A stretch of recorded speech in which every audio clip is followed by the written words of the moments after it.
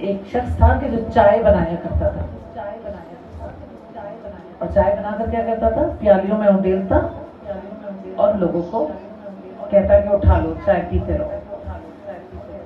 ہر مجلس میں اس نے اپنی ایک ڈیوٹی بنا لی تھی کہ چائے بنانی ہے اور پلانی ہے۔ کچھ عرصے کے بعد اس کی موت واقع ہو گئی، وہ انتقال کر گیا، قبر میں دفنایا۔ وہیں کا ایک منقبت خوان تھا، قبر پر ہاتھ رکھ کر اس نے آواز دی، نام تھا اس کا علی، کہا حاج علی، خدا کہ چہیتے حسین کی نوکری کرتے رہے ہو، خواب میں آ کے ضرور بتانا کیا معاملہ ہوا۔ کہہ کے اپنے گھر آ گیا۔ چند دن گزرے، خواب میں حاج علی آیا۔ کیا دیکھا؟ ایک بہت حسین باغ ہے جس میں حاج علی بیٹھے ہوئے، ایک تخت سجا ہوا ہے، ایک محل ہے پیچھے۔ منقبت خواں حیران، کہا کیا معاملہ ہوا؟ کہا یہ باغ بھی میرا ہے، یہ محل بھی میرا ہے، یہ ساری عیش مجھے ملی ہے۔ کہا مجھے تفصیلاً بتاؤ کیا معاملہ ہوا تمہارے ساتھ؟ کہا جب قبر میں لٹایا نا، جیسے ہی قبر میں لٹایا حسین آ گئے۔ حسین نے آ کر کہا حاج علی یہ باغ تمہارا ہے، یہ محل تمہارا ہے۔ حاج علی جلدی بتلاؤ کس صلے میں ملا؟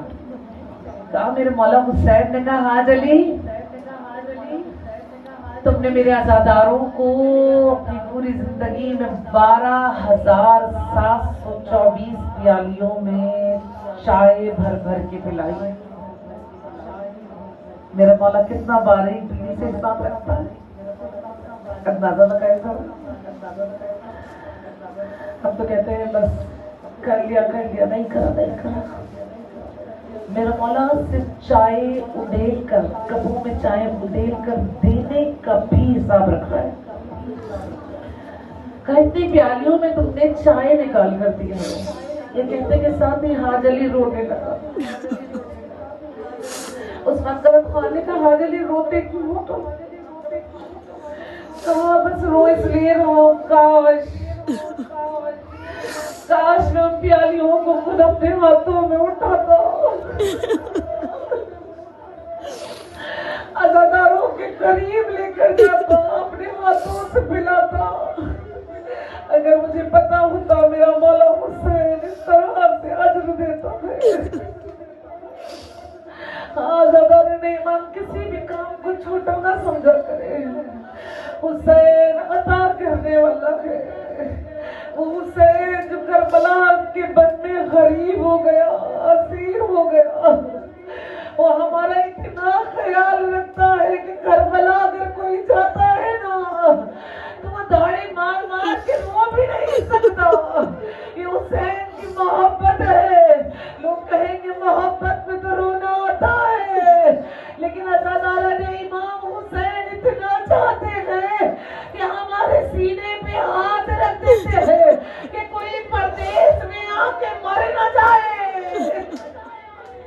کہتے ہیں ایک شخص نے پوچھا تھا نا آیت اللہ سے مجھے رونا کیوں نہیں آ رہا، میری آنکھوں سے آنسو کیوں نہیں بہ رہے؟ میں اپنے شہر میں تو بہت روتا ہوں لیکن کربلا آ کر رونا نہیں آتا۔ ان آیت اللہ نے کہا تھا نہیں رونا آئے گا۔ میرے مولا حسین سینے پہ ہاتھ رکھ دیتے ہیں کہ کوئی مر نہ جائے پردیس میں آ کے۔ پتہ اس شخص نے کیا کہا؟ یہ تو سعادت کی بات ہے نا کہ کوئی کربلا میں آئے اور آ کے مر جائے۔ مولا یہ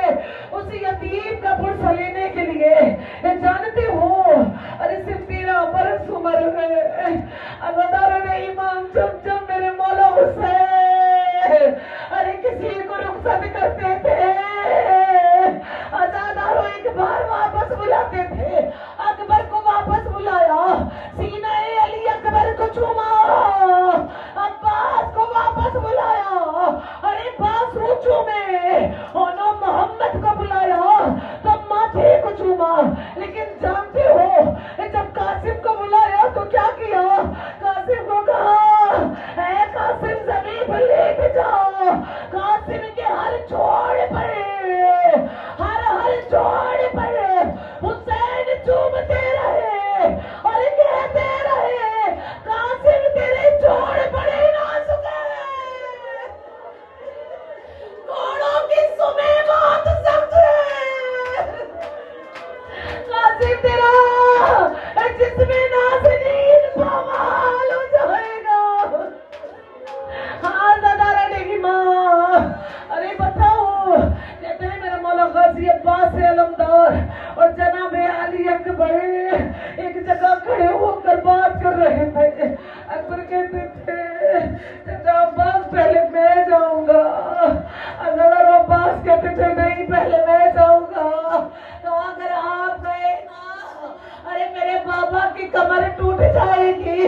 عباس نے کہا اکبر اگر تم گئے نا ارے میرے آقا کی آنکھوں کی بینائی چلی جائے گی۔ عزادارو قریب ہی قاسم کھڑے تھے، قاسم آگے بڑھے، کہا چچا عباس نہ آپ جانا، بھیا علی اکبر نہ آپ جانا، پہلے میں جاؤں گا، میرے جانے سے نہ کسی کی کمر جھکے گی، نہ کسی کی آنکھوں کی بینائی جائے گی۔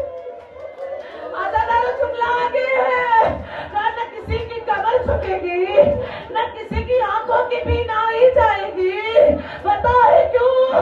کہا چچا میں یتیم ہوں، میرا بابا نہیں ہے، میرا بابا نہیں ہے۔ عزادار حسین توڑ کر آئے، سینے سے لگایا، قاسم ایسی باتیں نہ کرنا، قاسم تو مجھے اکبر سے پیارا ہے۔ عزادار مختصر کیا، قاسم کو اجازت ملی، میوا ماں نے اجازت دلوائی، تعویذ کھلوا کر عزادارو قاسم بن